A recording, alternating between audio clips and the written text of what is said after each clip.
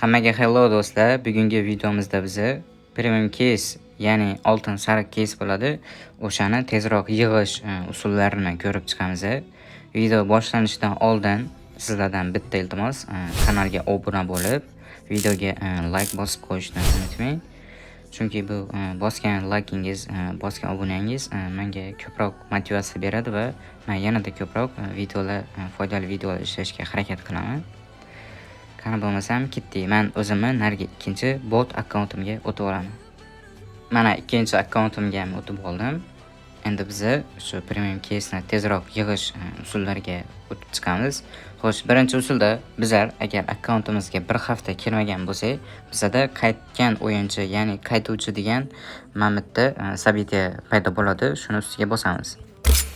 Xo'sh, bu yerda keyin bizda prepass case, classic case, har xil nimalarni beradi, arzuga skilllarni. Mana bitta keyin 3 ta mana premium case tekinga beradi va G kartalarni beradi. Mana men hozir prepass case oldim mana. Xo'sh, ikkinchi bizda ko'rib chiqadigan usulimiz bu invertarga kiramiz. Invertarda xo'sh, mana shunaqa qaytish tokeni degan, sizda agar token bo'ladigan bo'lsa, shuni ishlatish ustiga bosamiz. Xo'sh, bu yerdan keyin mana shu qaytgan token 4 tasini evaziga biz bitta premium case ola olamiz. Menda hozircha 2 ta token bor. Uni o'rniga G karta olaman. Agar o'zingizga sizda ko'p bo'ladigan bo'lsa, shu joydan qizil kristallarni ham olsangiz bo'ladi, material olsangiz ham bo'ladi. Bu tokenni qanaqa yig'aman desangiz, xo'sh, shu joyda qaytgan o'yinchilar padbori turadi. Shu qaytgan o'yinchilar padbori bilan qo'shilib birga o'ynasangiz, sizga shunaqa tokenlarni beradi. Top 15 ga kirishingiz kerak bo'ladi shu o'yinchilar bilan birgalikda. Keyin o'zingiz bu tarafga bosib, shu joydan o'zingiz xohlagan odamingizni chaqirib olsangiz bo'ladi va birga o'ynaysiz. Xo'sh, bizda keyingi ko'rib chiqadigan usulimiz bu shopga kiramiz. Shop bo'limidan xazina bo'limiga o'tamiz. Keyin bu joyda mana classic case va premium case ikkitasi tekin serveroga turgan bo'ladi. Siz shuni sotib olishingiz kerak bo'ladi. Har kun bitta sotib olsangiz bo'ladi. Men hozir sotib olganman. O'shuning uchun menda chiqmayapti. Agar siz bu usullarni biladigan bo'lsangiz, hech qanaqa kommentda so'kib yozish yoki boshqa xalqar gaplarni yozish shart emas. Men hozir bularni yangi auditoriyaga, bilmaydiganlarga ko'rsatyapman. Keyin bizda qolgan usullari profilga o'tamiz va bu tarafdan sharafga o'tamiz, ya'ni dastajeniyaga. Bu joydan keyin qurolni rasman ko'rsatib qo'ygan dastajeniya bor, shu joyga bosamiz. Xo'sh, bu joydan biz aptechka rasman ko'rsatib qo'ygan dastajeniya bosamiz ustiga. Bu joyda jamoadoshlaringizni 500 marta qutqaring, ya'ni sizni teammatingiz nok bo'lib qoladi. Shuni ko'tarishingiz to'g'ri keladi.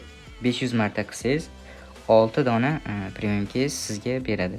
Xo'sh, ikkinchisi bizda pistolet ustasi, ya'ni pistoletda siz 200 ta kill qilishingiz kerak bo'ladi.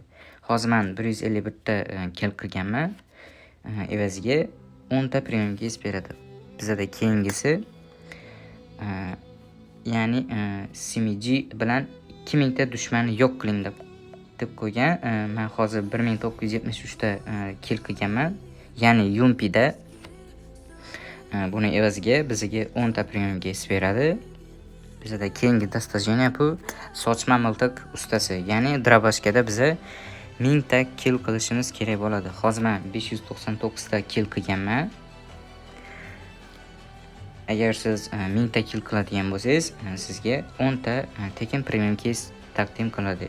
Bizda keyingi usulimiz sniper vintovkasi bilan 1000 ta dushmanni yo'q qiling. Ya'ni bu sniperskiy orужие, Amer, AVM, Emimator, Karyak, shular. Agar 1000 ta kill qiladigan bo'lsangiz, sizga 10 ta premium case taqdim qiladi. Hozir men bu drabashkada yoki Yumpida kill qilib ko'rsataman. Bu dastajeniya ishlaydimi yo'qmi, shuni birgalikda ko'rib chiqamiz. Hozir Yumpida menda 1973 ta kill, drabashkada esa 599 ta. hozir men Erangel boshlayman. Qani bo'lmasam ketdik.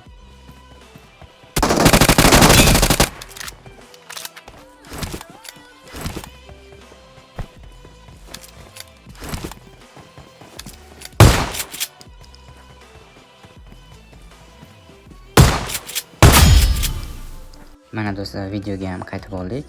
Xo'sh, endi dastajeniyaga kiramizda. Dech kirib ko'ramiz. Bizda albatta hech qanaqa o'zgarish bo'lgani yo'q. Nimaligini bilmayman, lekin sizlarda albatta 100% o'xshaydi. Nimagadir menda boya qilgan killarimni Erangelda hisoblamadi. Lekin statistikaga o'tib ko'radigan bo'lsak, Erangel duo o'ynaganman 2 match. Bittasida 7 ta kill, ikkinchisida 10 ta kill qilganman. Lekin kill qilgan orujalarim shu Yumpi bilan Dravashka deydi. Dravashkani xohlagan turida qilsangiz bo'lardi. Nimagadir menda hisoblanadi. Lekin albatta sizlarda bu o'xshaydi. Videoni shu joyigacha ko'rgan bo'lsangiz kattakon rahmat. Agarda videoda qandaydir kamchiliklar bo'ladigan bo'lsa, oldindan ming bor uzr.